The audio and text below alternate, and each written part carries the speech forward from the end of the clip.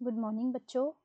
देखिए आज हम क्या पढ़ने वाले थे, लेसन 9 का एक्सरसाइज। ओके, अब लेसन 9 का नाम क्या था, क्या आपको पता है? बताइए, क्या लेसन 9 का नाम आपको पता है? लेसन 9 का नाम क्या था? सॉरी, लेसन 9 का नाम था सजीव सजीव एवं उनका परिवेश। ठीक है, सजीव एवं उनका परिवेश। अब सजीव क्या होते हैं और उनका परिवेश कौन कौन से है ना, और वे अपने परिवेश में रहने के लिए कैसे अनुकूल है, ये सारी चीजें हमने जान ली थी, राइट। अब देखिए, तो इसे अब हम स्टार्ट करते हैं। तो इसे स्टार्ट करने से पहले एक ही रिक्वेस्ट है कि जो भी मेरे इस चैनल पे नए हो, प्लीज़ चैनल को सब्सक्राइब करें, लाइक करें, शेयर करें और बेल आइकन को इनेबल कर ले, ताकि जो भी आने वाली नोटिफिकेशंस है वो आपको मिल जाए। ओके, चलिए तो लेट्स स्टार्ट नाउ। फर्स्ट है, क्या बोला है कि आवास किसे कहते हैं। ठीक है, जो आवास है वो किसे कहते हैं। तो आपने पढ़ा था लेसन 9 में कि आवास क्या होता है ना। आपका आवास कौन सा है? जहां आप रहते हैं। ठीक है, आपका घर ही आपका आवास है। तो क्या हो जाएगा कि किसी सजीव का वह परिवेश जिसमें वह रहकर अपने जीवन की सभी जैविक क्रियाएं पूर्ण करता है, उनका आवास कहलाता है। ठीक है, अब देखिए, जो आवास है वो किसका होता है? सजीव का होता है ना। तो क्या बोला है कि किसी सजीव का वह परिवेश या वह, है ना, रहने की वह जगह। ठीक है, तो क्या बोलेंगे कि सजीव जहाँ रहता है ना, सजीव के रहने के स्थान को ही उसका आवास कहा जाता है। ठीक है, सजीव के रहने के स्थान को आवास कहा जाता है, जिसमें वह अपनी सारी जैविक क्रियाएं को करता है। ठीक है, तो आप यहाँ पर क्या लिखेंगे कि सजीवों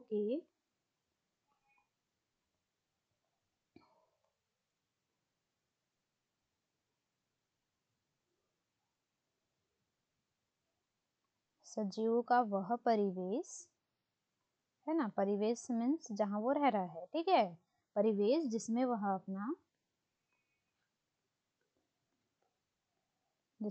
अपनी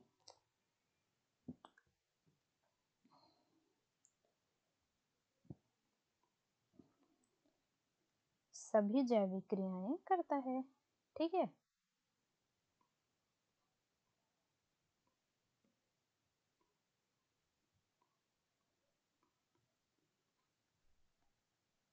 ठीक है, या हम इसे जैसे हो वैसे भी वैसे एक्सप्लेन कर सकते हैं। ठीक है, इसकी ज़रूरी नहीं है कि जो आपको गाइड या बुक्स में जो डेफिनेशन दी है वैसे ही हम लिखें। देखिए, जो हमारे लिखने का जो एक मेन उद्देश्य रहना चाहिए वो कैसा होना चाहिए कि जो क्वेश्चन किया है ना, तो उसी से रिलेटेड रहना चाहिए। ज़रूरी नहीं कि हम बुक्स की भाषा ही लिखें।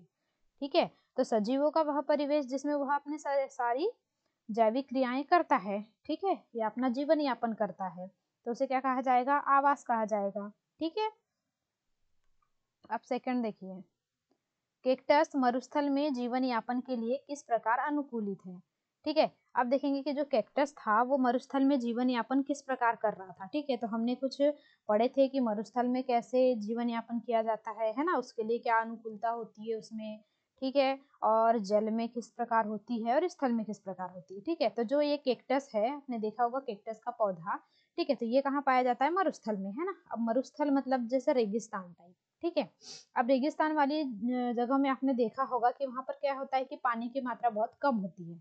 ठीक है, तो पानी की मात्रा बहुत कम होगी तो क्या होगा, जो ये कैक्टस का पौधा है इसकी जो जड़ें होती है वो बहुत ही ज्यादा कैसी होती है? गहरी होती है, क्योंकि आपने देखा है कि जो मरुस्थल में पानी होता है वो काफी गहराई में होता है ना। तो इसकी जो जड़ें होगी वो कैसी होगी? अधिक लंबी होगी, ताकि वह अधिक गहराई तक जाकर पानी को ला सके, है ना। ठीक है, और क्या पढ़ा था हमने कैक्टस के बारे में? जो इसकी पत्तियां होती है, तो ये कैसी होती है? बिल्कुल कांटों में परिवर्तित हो जाती है। ठीक है, इसकी पत्तियां काय में परिवर्तित हो जाती है? कांटों के रूप में, जिससे कि इस पेड़ की क्या होती है? सुरक्षा भी होती है। ठीक है, और क्या कह सकते हैं हम? इनकी जो पत्तियां होती है बिल्कुल एकदम छोटी छोटी होती है ना, बड़ी सी नहीं होती, ठीक है।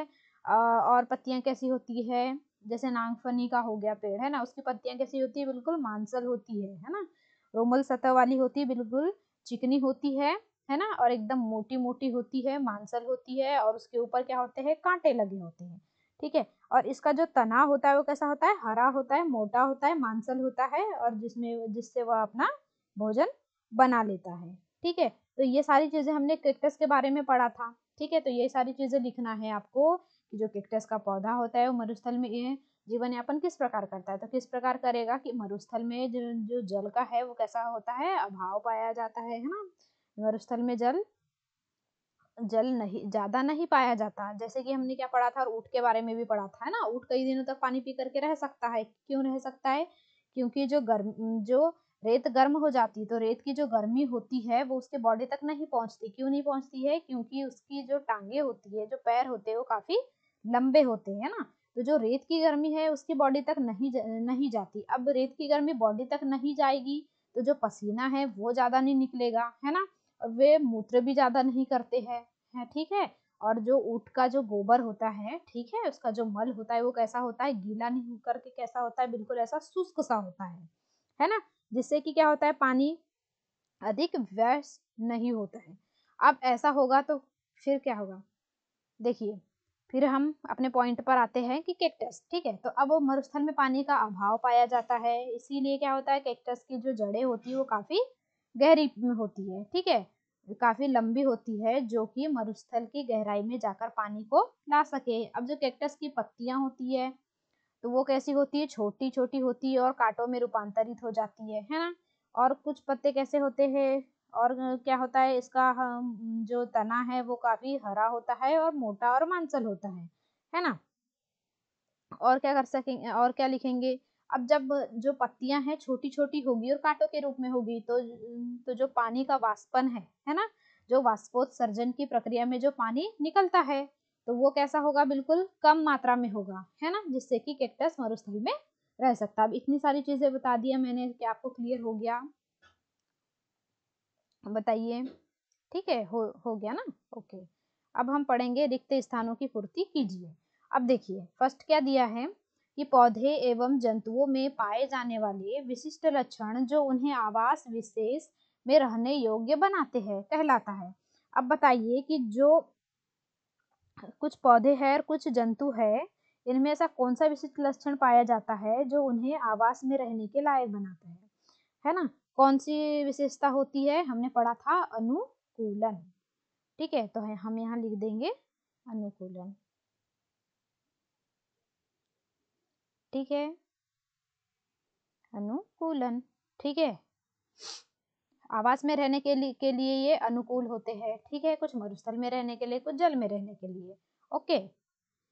अब देखिए सेकंड है, स्थल पर पाए जाने वाले पौधे एवं जंतुओं के आवास को खालिस्तान आवास कहते हैं। अब जो स्थल पर रहते हैं, जमीन पर रहते हैं, उन पौधे एवं जंतुओं के आवास को क्या कहा जाता है, तो हमने पढ़ा था कौन सा आवास कहा जाता है, जो स्थल पे रहेंगे तो उनको क्या कहा जाएगा, स्थलीय आवास कहा जाएगा, ठीक है, ठीक है, स्थलीय आवास। अब थर्ड देखिए क्या बोला है कि वे आवास जिसमें जल में रहने वाले पौधे एवं जंतु रहते हैं, ठीक है। अब जो जंतु कहाँ रहते हैं, जल में रहते हैं, तो अब वो कौन सा, जैसे स्थल वाला हुआ तो उसे स्थलीय आवास कहेंगे, तो जो जल में रह रहा है उसे क्या कहेंगे, जलीय आवास कहेंगे, ठीक है। अब देखिए फोर्थ बोला है, मृदा जल एवं वायु किसी आवास के खालिस्तान घटक है। तो जो मृदा है, जल है और वायु है, ये किसी आवास के कैसे घटक है, अजैव घटक, क्योंकि इसमें जान है क्या, प्राण है नहीं है ना। और जैविक घटक कौन से हो जाएंगे, जंतु और पेड़ पौधे, ठीक है, जिसमें जान होते हैं, ये जैविक घटक किसमें आते हैं, ठीक है। अब फिर देखिए हमारे परिवेश में होने वाले परिवर्तन जिनके प्रति हम अनुक्रिया करते हैं, ठीक है। अब क्या बोला है कि हमारे परिवेश में रहने वाले ऐसे परिवर्तन जिनके प्रति हम अनुक्रिया करते हैं क्या कहलाते हैं, तो जिसके प्रति हम अनुक्रिया करते हैं, ठीक है, जो एक्टिविटी करते हैं तो वो क्या कहलाएगी, उद्दीपन, ठीक है। ये सब हमने पढ़ा है,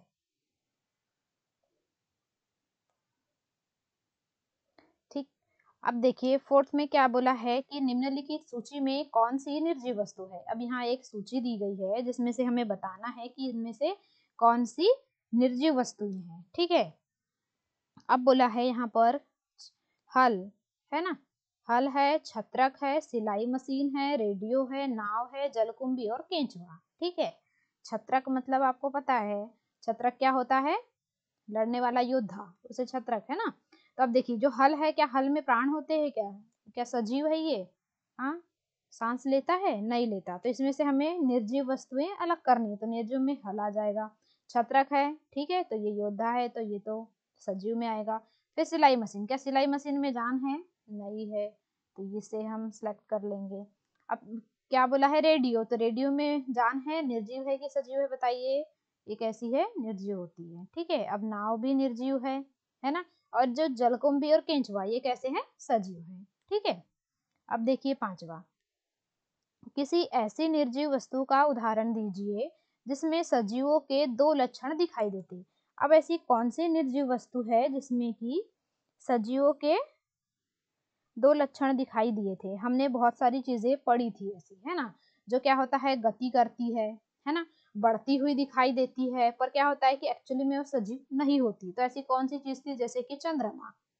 ठीक है, जो चंद्रमा होता है वो क्या होता है, बढ़ता भी है और घटता भी है। ठीक है, अमावस्या और पूर्णिमा के थ्रू वो कैसा होता है, बढ़ता भी है और घटता भी है। ठीक, और क्या होता है कि उसमें गति भी होती है ना, हमें ऐसा लगता है कि चंद्रमा चल रहा है। ठीक है, तो एक कौन सा हो जाएगा इसमें,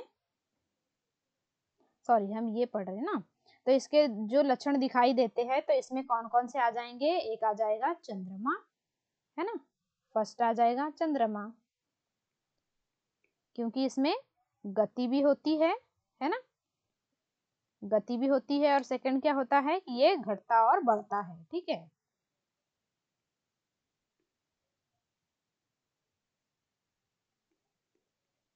अब सेकंड कौन सा हो जाएगा, सोचिए, ऐसी कौन सी चीज है जिसमें गति होती है। जैसे सेकंड ऑप्शन में हम बादल भी ले सकते हैं।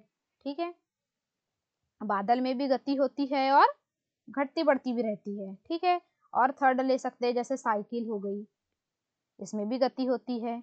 ठीक है, सिलाई मशीन हो गई, इसमें भी गति होती है। तो ऐसे हम बहुत सारे ऑप्शंस ले सकते हैं। ओके, अब देखिए निम्न में से कौन सी निर्जीव वस्तुएं किसी समय सजीव का अंश थी। अब यहाँ पर कुछ चीजें, यहाँ पर कुछ ऑप्शंस दिए गए हैं, इनमें से हमको बताना है कि ऐसी कौन सी चीजें हैं जो निर्जीव वस्तुएं हैं, पर किसी समय उससे पहले, जब वो निर्जीव बनी उससे पहले वो सजीवों का अंश थी, है ना। अब इनमें से कौन कौन सी चीजें हैं बताइए। फर्स्ट है मक्खन, तो मक्खन कैसे बनता है, दूध से बनता है, और दूध कहाँ से आता है, गाय भैंस से आता है ना, जो कि क्या है, सजीव है, तो मक्खन आ जाएगा। ओके, फिर चमड़ा, अब चमड़ा तो है पर ये काय से आया है, ये पशुओं से आया है ना, जंतुओं से आया है, तो चमड़ा भी क्या हो जाएगा, इसमें शामिल हो जाएगा। ठीक, उसके बाद मृदा, तो मृदा तो नहीं आएगी। ठीक है, अब देखिए ऊन, तो ऊन भी सिलेक्ट कर लेते हैं, क्योंकि जो ऊन है वो कहाँ से मिलता है, हमें भेड़ों से मिलता है, और भेड़ कैसी है, सजीव है। ठीक है, तो ये भी सिलेक्ट कर लेंगे। अब बिजली का बल्ब, अब बिजली का बल्ब देखिए, ये क्या हो, ये कैसा होगा, ये भी निर्जीव है। ठीक है, पर ये कोई सजीव का अंश नहीं है, ये सजीवों के अंश से नहीं बना है। अब जो खाद्य तेल है, ठीक है, खाद्य तेल क्या होता है कि जो तेल वाले जो खाद्यान्न होते हैं उससे बनता है ना, जैसे सरसों हो गया, राई हो गई, है ना, सोयाबीन हो गया, इनसे बनता है। तो ये क्या है, सब सजीव के अंश है, क्योंकि ये कैसे बनते हैं, पेड़ पौधों से बनते हैं, तो ये भी सेलेक्ट कर लेंगे। अब देखिए नमक, क्या नमक आएगा, ये कैसे बनता है, जल से बनता है, जो कि ऑलरेडी निर्जीव है। ठीक है, अब सेब, अब सेब देखा है आपने कि आपको कहाँ से मिलते हैं, पेड़ से मिलता है। ठीक है, अब से जो पेड़ है वो कैसा है, सजीव है। ठीक है, तो ये सजीव का अंश हुआ जो कि निर्जीव है, तो इसे भी हम सेलेक्ट कर लेंगे। और जो रबर है तो ये भी, तो ये निर्जीव है। ठीक है, आई बात समझ में आपको यहाँ तक।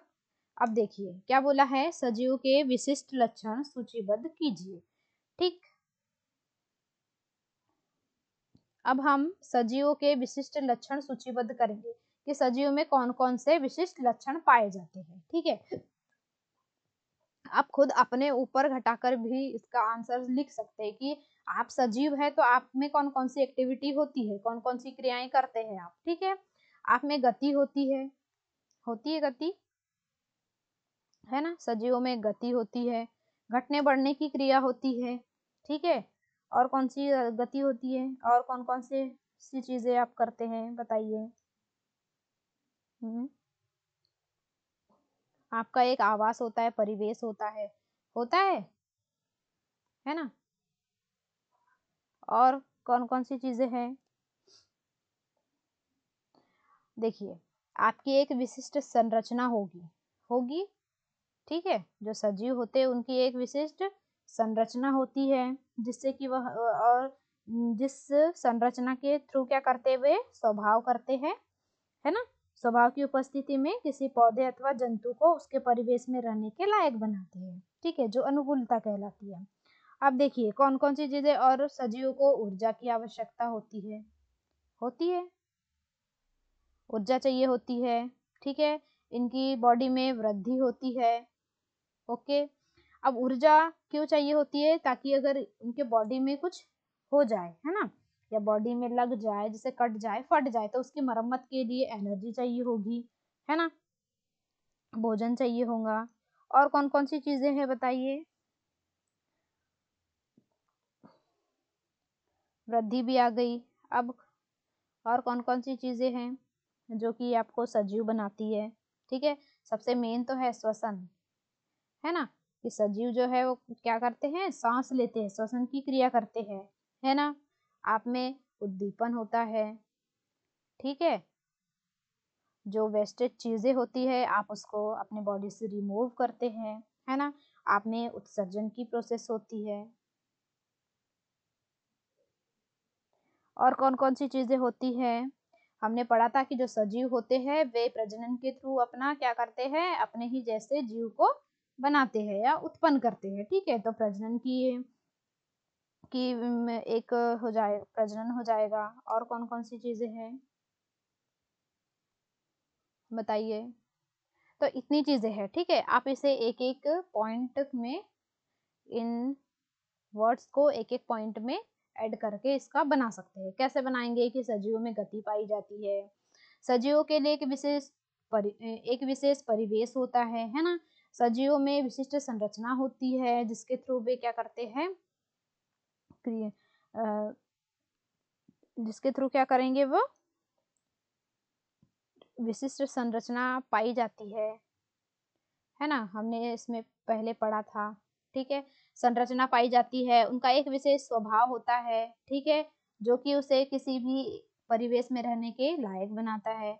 और क्या लिखेंगे कि जो सजीव होती है उन्हें ऊर्जा की आवश्यकता होती है ना, उनकी बॉडी में वृद्धि होती है, जिससे कि और क्या कह सकते हैं कि जो सजीव होते हैं उन्हें भोजन की आवश्यकता होती है, भोजन की आवश्यकता होती है, ताकि क्या कर सके, उनके बॉडी में जैसे टूट फूट जाए, है ना, या कुछ लग जाए तो उसकी मरम्मत के लिए ये सफिशियंट रहता है। ठीक है, अब सजीवों में श्वसन की क्रिया होती है, सजीव में उद्दीपन की क्रिया होती है, उत्सर्जन की क्रिया होती है, सजीवों में प्रजनन की क्रिया होती है। ये सारी चीजें हम लिख सकते हैं। ठीक है, तो ये क्या है, सजीव के लक्षण है। ओके, अब देखिए नेक्स्ट क्या बोला है कि घास के मैदानी क्षेत्रों में रहने वाले जंतुओं को अपना अस्तित्व बनाए रखने के लिए तीव्र गति क्यों आवश्यक है।